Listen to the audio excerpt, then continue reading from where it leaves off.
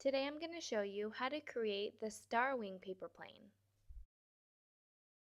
To begin, fold the plane in half and then fold it in half again.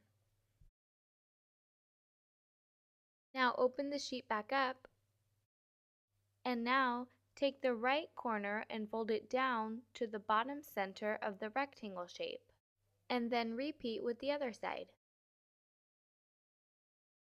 Next, fold the peak down to the bottom edge.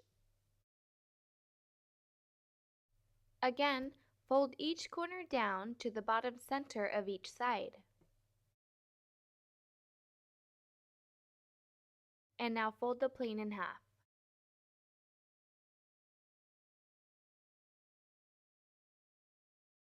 Fold one wing out about 1 inch from the body of the plane, and repeat with the other side.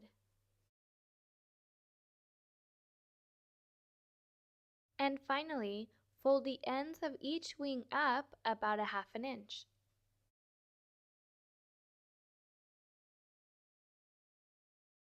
And that's how you create the star wing.